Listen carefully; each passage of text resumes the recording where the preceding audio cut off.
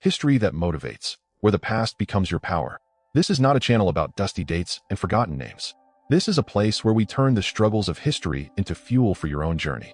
Every story we tell is a lesson in resilience, courage, and the unyielding human spirit. History is not just a record of what happened. It's a mirror that reflects what we can become. Hello, everyone. I'm Andrew, and welcome to History That Motivates. Today, we have a special extended presentation. We're going to explore the lives of the first 10 presidents of the United States, from George Washington to John Tyler. Each of these men faced crushing defeats, personal tragedies, and moments of utter humiliation. But they refused to stay down. They rose, they fought, and they left a mark on the world that still shapes our lives today. We'll follow their journeys through a simple but powerful formula: failure, success, and the final lesson we can all carry with us. So get comfortable, open your mind, and let's begin this journey through time and character. Meet our 10 heroes. George Washington, the father of the nation, a man of quiet strength and unshakable integrity. John Adams, the stubborn patriot who valued principle over popularity. Thomas Jefferson, the visionary philosopher who dreamed of a nation of free men. James Madison, the architect of the Constitution who believed in the power of laws. James Monroe, the president of unity who gave America a direction. John Quincy Adams, the relentless fighter against slavery who never surrendered his conscience. Andrew Jackson, the man who rose from poverty to the highest office, becoming the voice of the common people. Martin Van Buren, the master politician who built the modern Democratic Party. William Henry Harrison, the hero of Tippecanoe, whose short presidency changed the Constitution. And John Tyler, the man who stood alone, who proved that principle matters more than party. 10 men, 10 completely different backgrounds, but all bound by one thing: an unbreakable will to overcome the odds. Their stories are not just history. They are blueprints for how to face life's toughest challenges. Here's how we'll do it. For each president, we'll cover 5 key slides. First, the title, who they were and when they served. Second, their failure, the moment everything went wrong, with their personal reflections, raw emotions, and the lessons they learned. Third, their success, the achievement that defined them, with vivid descriptions of events and the context that made it possible. Fourth, the success in retrospect, why that achievement still matters today, how it shaped the modern world, and what it teaches us about leadership. And fifth, my personal takeaway, what I, Andrew, genuinely learned from their story and how you can apply it to your life right now. This structure will give us a full, three-dimensional portrait of each leader, showing not just what they did, but who they were. Before we dive in, if you enjoy history that actually teaches you something useful, please hit that subscribe button and turn on the notification bell. It really supports the channel, and you'll never miss a story that could change your perspective. Your support means the world to me and allows me to keep creating content that inspires. Now, without any further delay, let's go to our first president, the man who set the standard for all who followed, George Washington. George Washington, 1732 to 1799.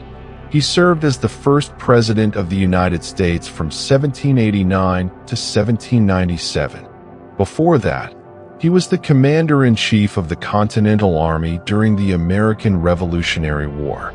He is rightly called the father of his country, but his path was anything but smooth. He was a man of few words, but immense action. He possessed a quiet dignity that inspired trust, and his leadership style was built on patience, observation, and a deep sense of duty. Let's hear his story in his own voice. It was 1754, and I was only 22. young, eager, and foolish. I built Fort Necessity in a low, marshy ground, thinking I was making a smart choice. The French and their Native American allies surrounded us with ease. The rain soaked our gunpowder, and we were completely exposed.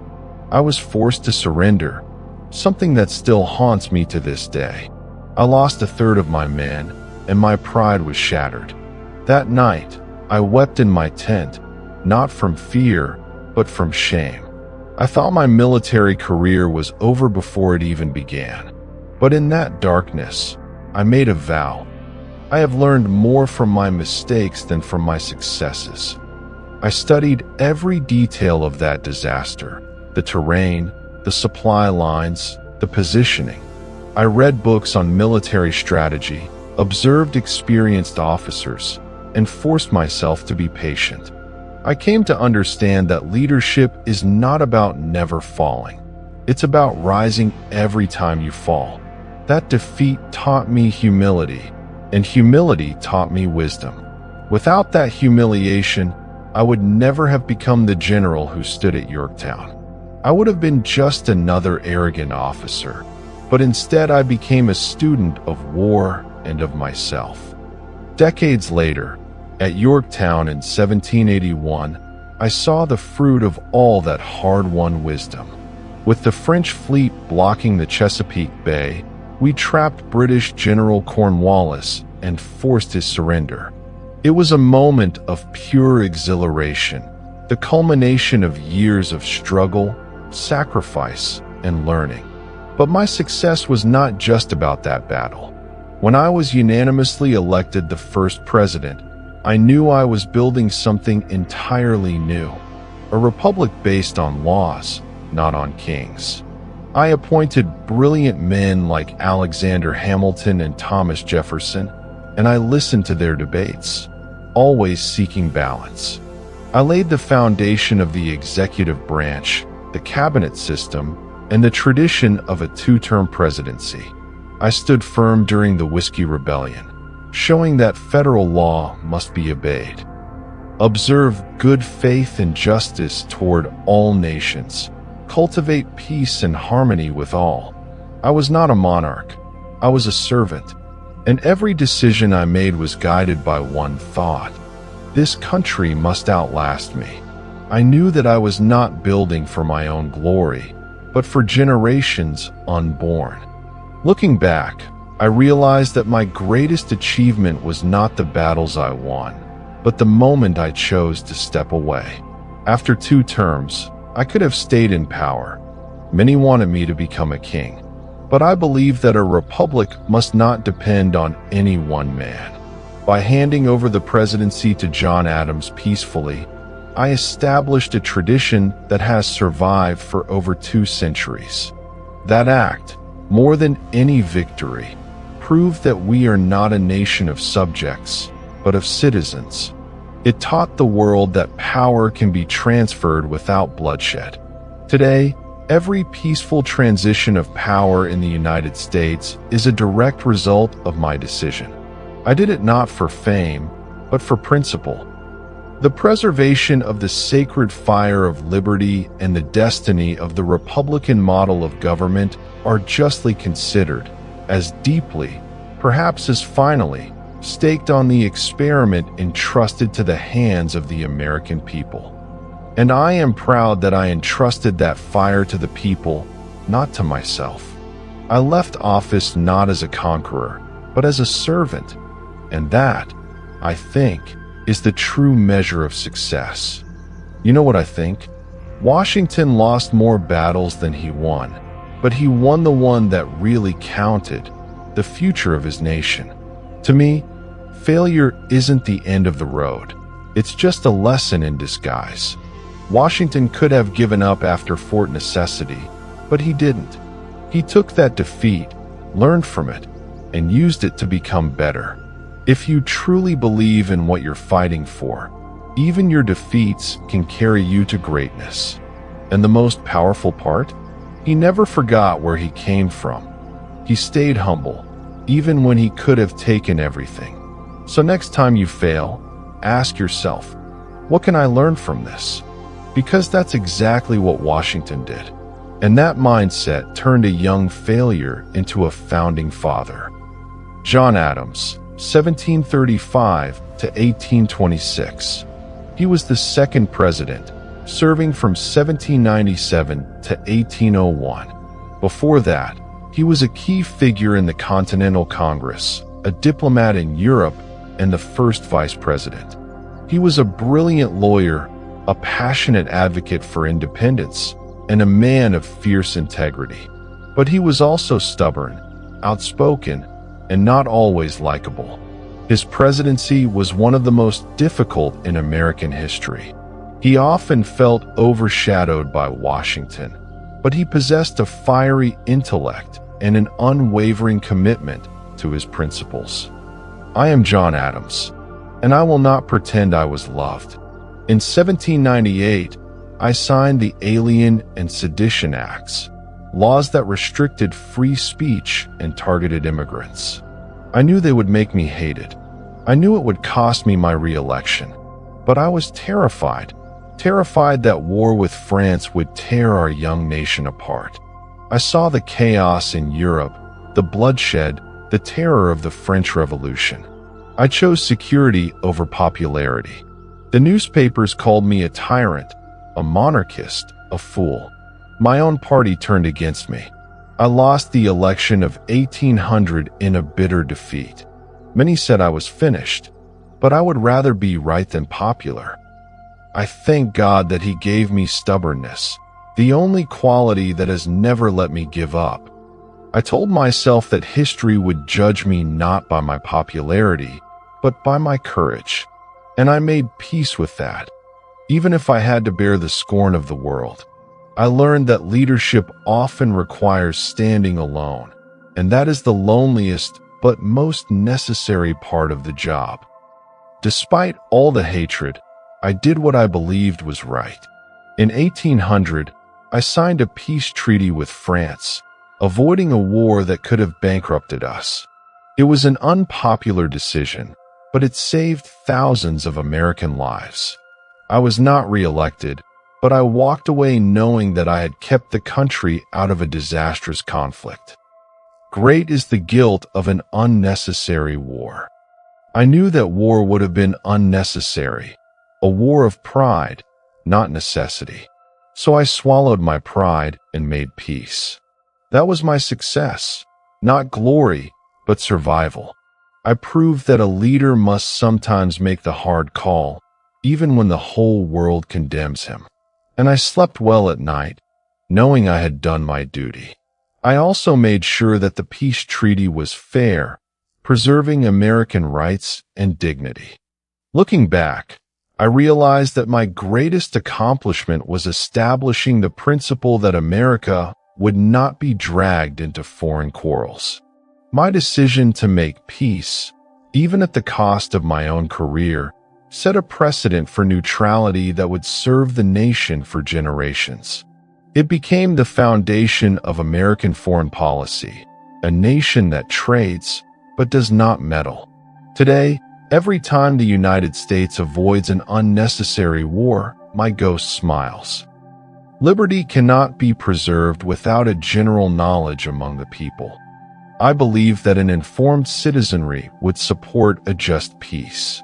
And I believe that my decision, though hated at the time, eventually taught Americans that strength is not always shown by fighting, but sometimes by choosing not to fight. That is the legacy I leave behind, a legacy of courage and foresight.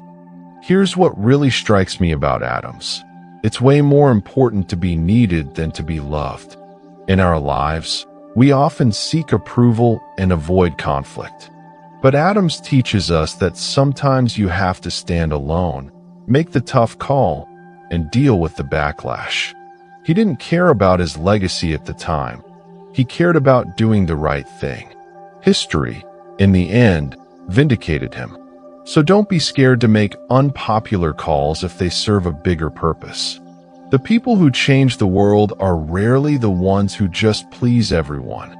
They're the ones who actually save the day, even when no one thanks them for it. Thomas Jefferson, 1743 to 1826. He served as the third president from 1801 to 1809. He is best known as the author of the Declaration of Independence, one of the most influential documents in human history. He was a philosopher, a scientist, an architect, and a visionary. But he was also a man of contradictions. He spoke of freedom while owning enslaved people. His presidency was marked by brilliant achievements and costly mistakes. He believed deeply in the power of ideas, and his presidency was a constant struggle between his ideals and the harsh realities of governing. I, Thomas Jefferson, have always believed in the power of principles. But in 1807, my principles led me to disaster. I signed the Embargo Act, banning all trade with Europe, hoping to avoid war. Instead, I crippled our own economy. Ships rotted in harbors, farmers lost their livelihoods, and merchants went bankrupt. I saw the faces of starving families in the streets. It was a humiliating failure. I was called a fool, a tyrant, a dreamer. Yet even then, I held to my conviction. I preferred dangerous freedom over peaceful slavery. But I also realized that a vision without pragmatism can destroy the very thing you want to protect. I had acted with my heart, but I had failed to see the practical consequences. That failure taught me that leadership requires not just ideals, but also a cold, hard assessment of reality. I wept for the suffering I had caused, but I did not let that suffering go to waste. I used it to learn, to grow, and to become a wiser leader. I admitted my error publicly, and I began to dismantle the embargo, because a leader must be willing to correct his own mistakes. But before that failure, I had my greatest triumph. In 1803, I bought the Louisiana Territory from France for just $15 million. It doubled the size of our country overnight. I knew I was stretching the Constitution, the document I had written, but I believed that the future of our nation was worth bending the rules. That decision opened the West and gave our people room to grow. I sent Lewis and Clark to explore it, and they brought back tales of breathtaking landscapes and endless possibilities. It was a gamble, but it paid off more than I ever dreamed. I like the dreams of the future better than the history of the past. And that purchase was a dream come true, a dream of a nation stretching from the Atlantic to the Pacific, a nation of farmers and free men. It was a bold move that required diplomatic finesse and a willingness to take risks for the greater good. When I reflect on my life, I see that one brilliant success can outweigh 100 failures. The Louisiana Purchase changed the destiny of America. It gave us land, resources, and hope. It laid the foundation for a nation that would become a global power. Today, the United States stretches from sea to shining sea, and that is, in large part, because of that single decision. The care of human life and happiness, and not their destruction, is the first and only object of good government. I believe that government exists to make people's lives better, and by expanding our borders, I gave millions of people the opportunity to build better lives. That is my legacy, not my mistakes, but the vision I had for this nation and the courage to pursue it, even when it meant bending the rules. The purchase also set a precedent for westward expansion, which became a defining force in American history. For me, the big takeaway from Jefferson is that one brilliant victory can totally outweigh a bunch of mistakes. If you're convinced about your ultimate goal, don't let a few failures hold you back. In the end, history looks at what you achieved, not how many stumbles you had along the way. Jefferson had his share of disasters, but he also had the vision to see a bigger picture. He wasn't afraid to take risks, and he wasn't afraid to change his approach when needed, even if it meant bending his own rules. So take that lesson. Keep your eyes on the prize, and don't be paralyzed by fear of failure, because one great success can define your entire life. James Madison, 1751 to 1836. He served as the fourth president from 1809 to 1817. Before that, he was the principal author of the Constitution and the Bill of Rights, earning him the title Father of the Constitution. He was a brilliant political thinker, but his presidency was tested by fire, literally. He was a man of deep intellect and careful deliberation, but he also possessed a quiet resilience that would be crucial in the darkest hours of his presidency. I am James Madison, and I will never forget the summer of 1814. British troops marched into Washington and burned the White House, the Capitol, everything. I, the president, had to flee, running like a fugitive from my own capital. The flames were so bright that I could see them from miles away. I felt the weight of shame. My country was humiliated, and it was my responsibility. My wife, Dolly, barely escaped, saving a portrait of George Washington. I spent that night in a makeshift camp, staring at the smoke, wondering if I had failed my nation. But in that fire, I saw something else, a chance to rebuild, to show the world that we could rise from the ashes. I said to myself, crisis is a time for courage, not fear. I gathered every resource, reorganized the army, and called on the states for help. I was determined that this disaster would not break us. It was a moment of utter darkness, but I chose to see it as a forge, not a grave. I began to think about how we could rebuild not just the buildings, but the nation's spirit. Success came when I signed the Treaty of Ghent in 1814, ending the war on honorable terms. But more than that, the war united our country in a way I had never seen. The era of good feelings followed, a time when Americans felt proud to be one nation. We rebuilt Washington, strengthened our economy, and emerged stronger than before. I proved that even when your house burns down, you can build it back better. The strength of the nation lies in its unity. And we were united, not just in victory, but in the shared experience of survival. That resilience became a defining characteristic of the American spirit. I also worked to strengthen the national bank and the military, ensuring that we would never be caught off guard again. Looking back, I realized that my greatest success was not a treaty or a policy. It was the spirit of renewal. I showed that a nation can be forged in the fires of adversity. We learned that our unity was our strength.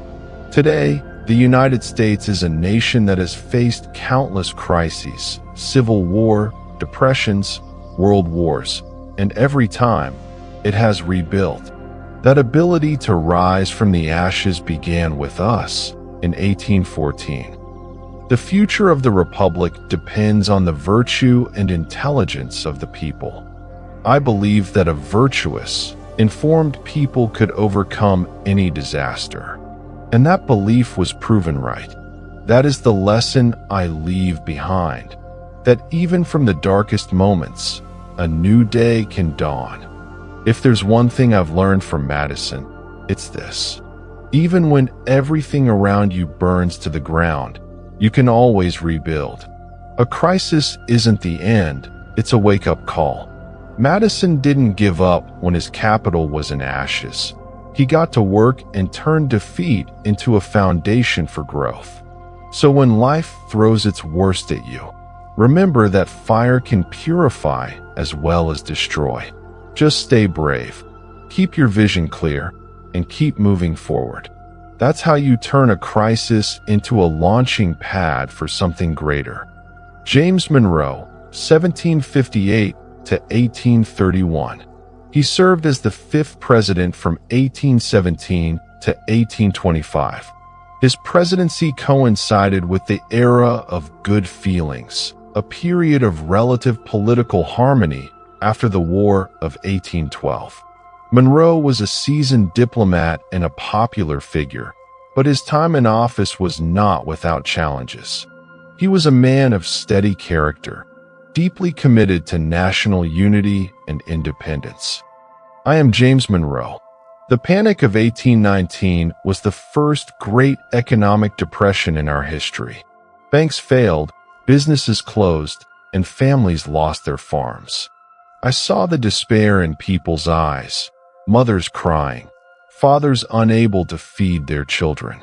As president, I felt powerless to stop it. I spent sleepless nights in the White House, wondering what I could do. But I refused to let fear guide me. I believe that our nation's strength lay in its unity and its principles. National unity is the foundation of our strength.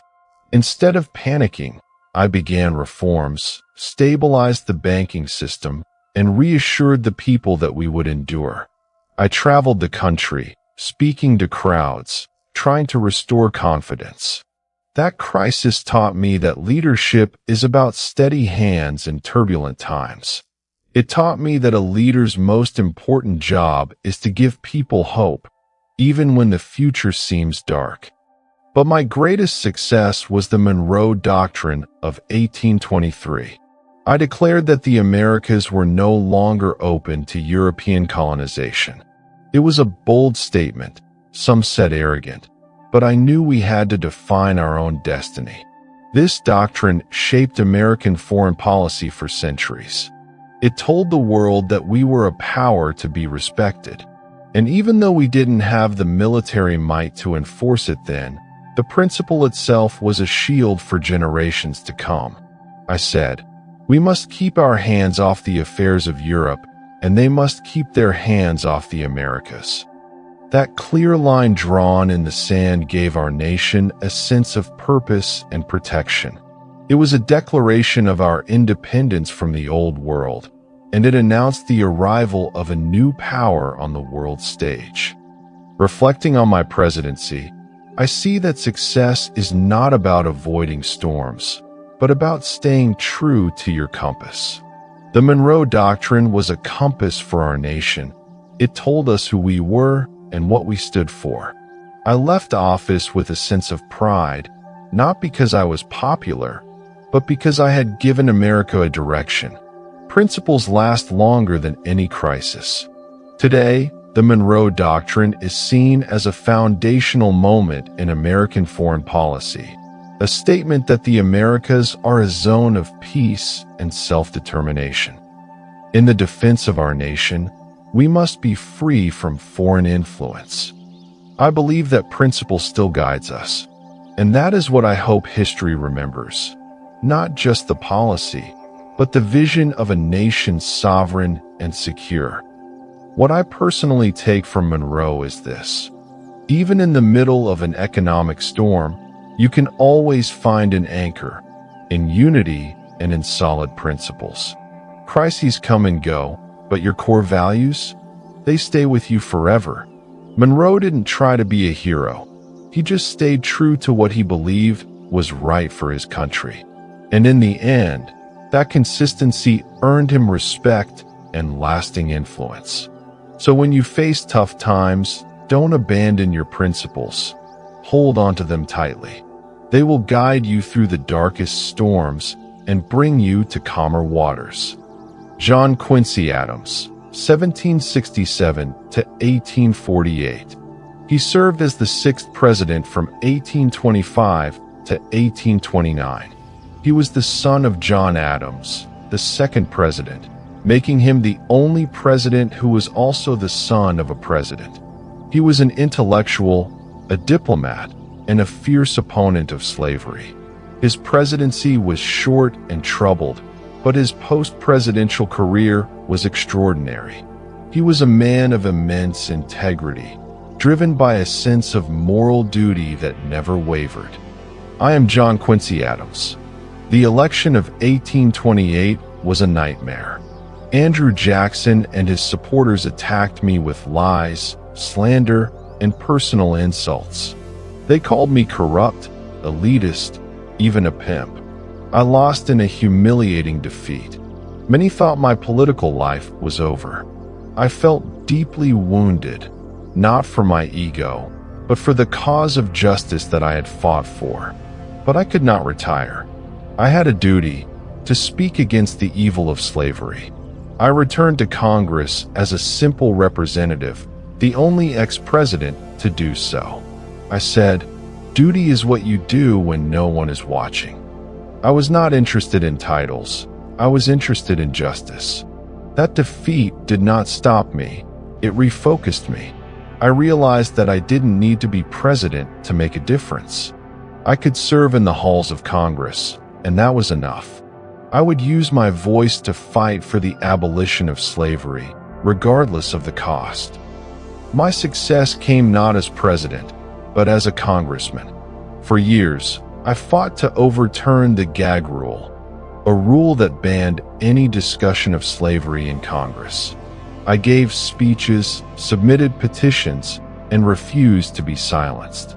I would rise in the House of Representatives and speak for hours, quoting the Constitution and the Declaration of Independence. I reminded my colleagues that the principles of liberty applied to all men. In 1844, the gag rule was finally repealed. I became the voice of the abolitionists, and my words inspired a generation to fight for freedom. He who is not a good servant is not a good master. I believe that we must serve the cause of justice, not ourselves. And I prove that you don't need to hold the highest office to change the world. You just need to have the courage to speak up, even when no one is listening. Looking back, I realized that true greatness is not in the power you hold, but in the principles you defend. I may have lost the presidency, but I won the fight for justice. My life is a testament that a person can fall from the highest position and still rise to do great things. Service is not about rank, it is about commitment. Today, the abolition of slavery is one of the proudest achievements of American history, and I played a part in that. To be good and to do good is all we have to do. That is the motto I lived by. I hope that anyone who faces defeat finds the same fire in their heart to keep fighting for what is right, no matter the odds. You know, the real lesson I get from John Quincy Adams is that true greatness has nothing to do with titles. It's about sticking to your principles. If you believe in a cause, don't give up, even after the toughest defeat. History has a way of rewarding people who refuse to quit. Adams could have retired quietly, but he chose to fight. He didn't care about prestige. He cared about making a difference. And in the end, he succeeded beyond anyone's imagination. So if you believe in a cause, don't give up, even after the toughest defeat.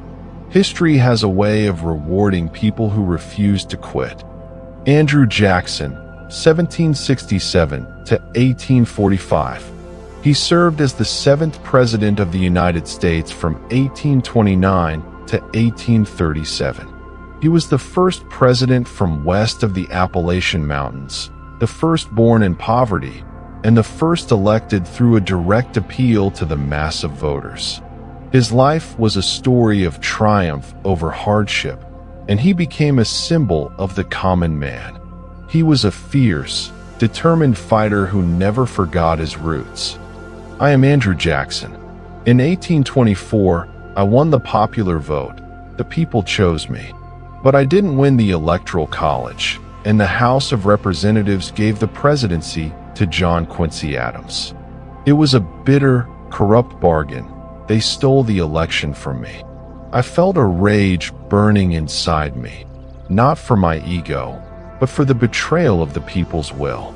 I saw the faces of my supporters, and I knew I had to fight back. Many said my political career was over, but I didn't give up. I spent the next 4 years organizing my supporters, speaking to the people, In preparing for the next election, I told myself his whole life was a history of overcoming obstacles. And I meant it.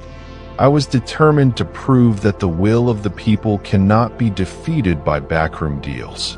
That defeat didn't break me, it fueled me.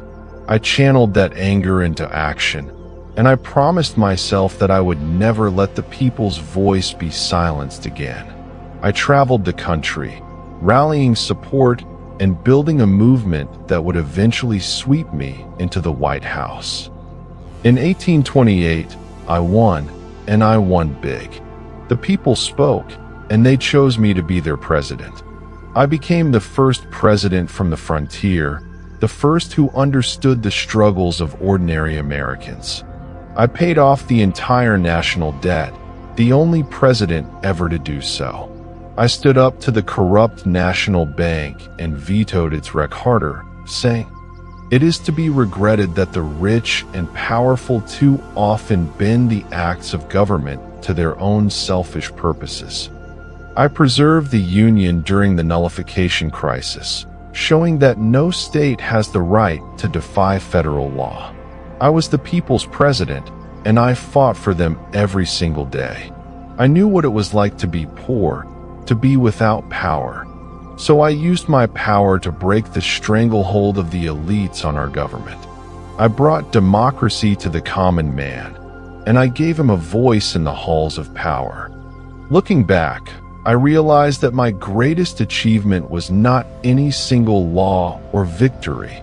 It was showing that a common man could rise to the highest office in the land.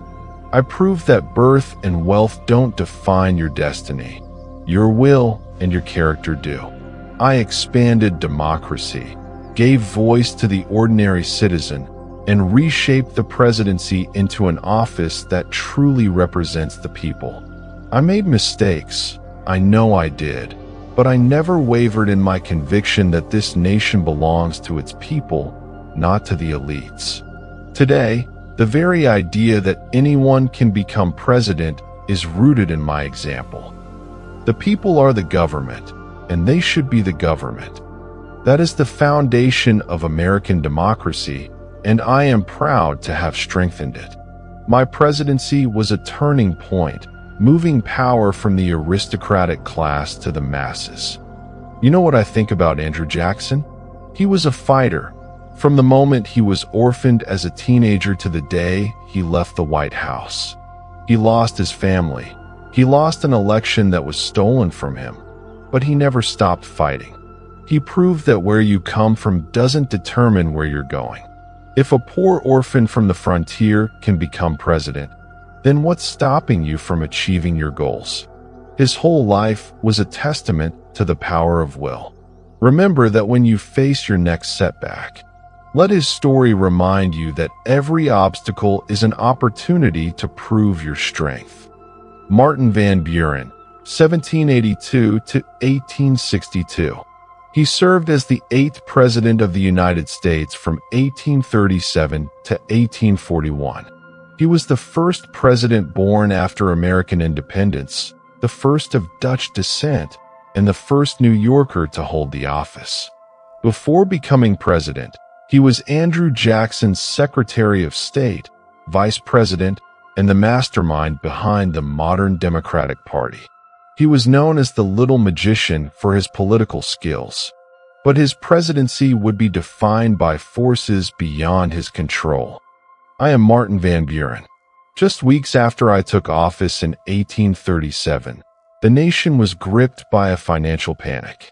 Banks failed, businesses collapsed, and thousands lost their jobs and savings. They called me Martin Van Ruin. I was blamed for an economic crisis that I inherited from my predecessor. I believed in limited government. I thought the economy would correct itself. But the Depression dragged on, and the people lost faith in me. In 1840, I was defeated for re-election in a landslide. I had risen from poverty to the highest office, and now I had fallen. But I did not give up. I ran for president again in 1844 and again in 1848. I lost both times. but I kept fighting for what I believed in. But my greatest achievement was not in the White House. It was building the Democratic Party.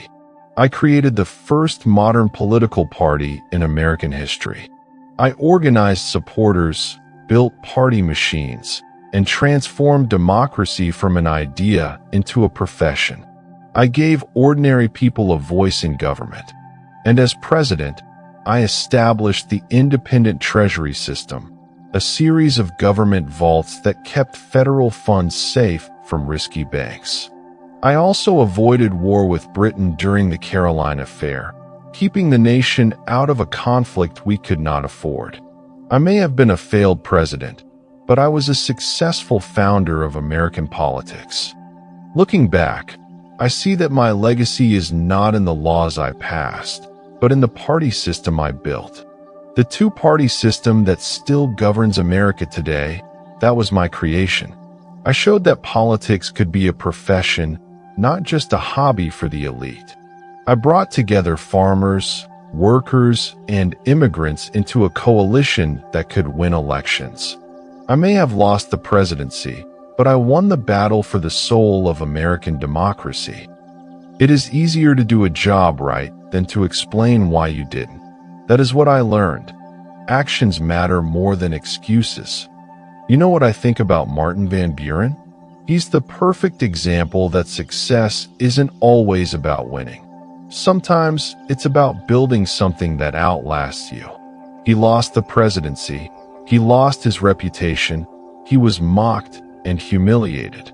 But he built a political party that transformed American democracy. His system of party organization is still with us today. Van Buren teaches us that your legacy is not defined by your defeats, but by what you create. When you feel like a failure, ask yourself, what have I built that will outlast me? Because that is the true measure of success. William Henry Harrison, 1773 to 1841. He served as the 9th President of the United States in 1841. His presidency lasted just 31 days, the shortest in American history. Before becoming president, he was a military hero, famous for defeating Native American forces at the Battle of Tippecanoe. He was the first president to die in office, and his death triggered a constitutional crisis. But his story is not just about tragedy. It's about what we leave behind, even in a moment. I am William Henry Harrison. I was elected president with great hope and enthusiasm. I gave a long inauguration speech on a cold, rainy day, without a coat or hat. I wanted to show the people that I was strong, that I was one of them.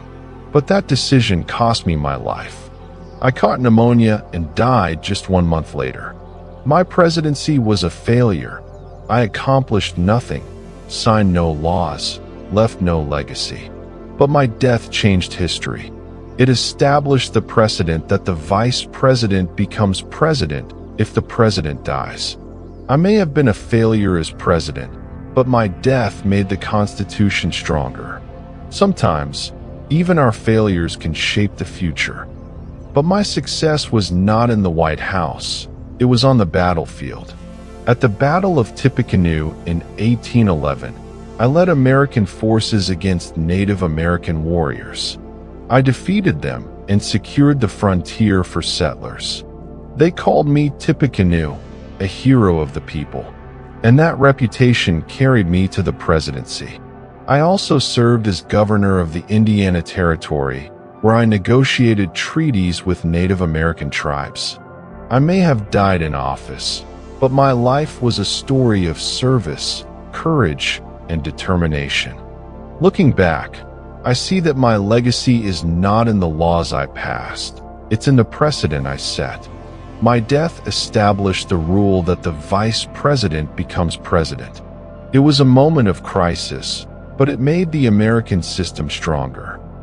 There is nothing more corrupting, nothing more destructive of the noble and fine feelings of our nature than the exercise of unlimited power. That is what I believed, and I died proving that even in tragedy, there is purpose. You know what I think about William Henry Harrison? His story teaches us that sometimes our greatest impact comes from how we leave, not how we lead. He was president for just 1 month, but his death changed American history. He shows us that success isn't always about winning or losing. It's about the legacy we leave behind, even if we don't see it. When you feel like you've failed, remember Harrison. Sometimes your failure will create the foundation for someone else's success. John Tyler, 1790 to 1862. He served as the 10th President of the United States from 1841 to 1845. He was the first Vice President to become President after a President died. His opponents called him His Excellency. He faced immense opposition from his own party, but he was a man of conviction. He expanded the United States by annexing Texas, fulfilling a vision of westward expansion. I am John Tyler. My presidency was born out of tragedy. I never expected to become president. When William Henry Harrison died, I was at home, unaware of what had happened. I took the oath of office, but my own party rejected me. They called me a traitor. I vetoed their bills, and they expelled me from the Whig Party. I was a president without a party, without allies, without support. But I believed that the Constitution was my guide, not my party. I can never consent to be dictated to. I was determined to do what I believed was right, even if I stood alone. But my greatest success came in 1845 when I annexed Texas. I knew it would be controversial. It would add a vast territory to the United States, and it would eventually lead to war with Mexico. But I believed it was the destiny of America to expand from sea to sea. I also signed the Treaty of Wangya with China, opening trade relations with the East. I may have been a president without a party, but I was a president with a vision. I am a man of principles, not of parties. That vision became reality when Texas joined the Union and America became a continental power. Looking back, I see that my greatest achievement was not the laws I passed, but the precedent I set. I showed that a president can stand firm against his own party and follow his conscience. I proved that the presidency is not about pleasing people. It's about doing what is right for the nation. The people are the source of all power. I believed that, and I acted on it. Today, the United States is a continental nation because of that vision. My legacy is the land itself. You know what I think about John Tyler? He was a man who stood alone. He had no party, no allies, no support, but he had conviction. And that conviction led to the annexation of Texas, which changed the United States forever. He teaches us that sometimes you have to stand alone to do what is right. When you feel isolated, when no one supports you, remember Tyler. Sometimes the greatest achievements come from the loneliest positions. 10 presidents, 10 stories, and each one teaches us that failure is not the opposite of success. It's a part of it. These men fell down, sometimes hard, but they always found a reason to rise again. They weren't born great. They became great through struggle, persistence, and learning from their mistakes.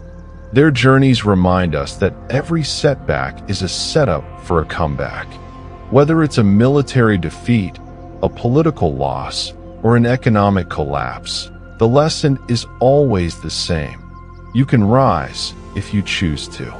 They also teach us that leadership is not about being perfect, it's about being persistent. And that's a lesson that transcends politics, history, and time. Thank you so much for watching, everyone.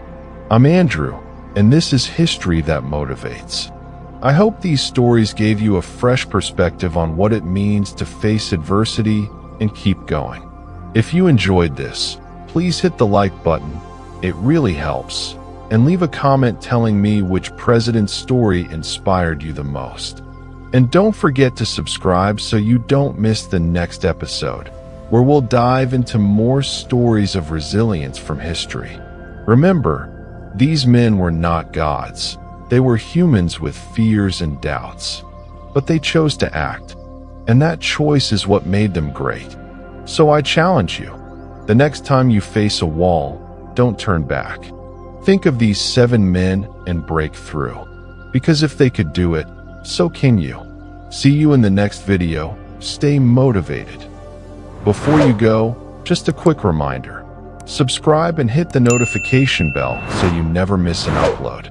We've got plenty more motivational content coming your way, from ancient empires to modern heroes. The past is full of lessons, and we're here to unpack them together. Stay curious, stay strong, and I'll see you soon. And always remember, history is not just about what happened, it's about what we can become.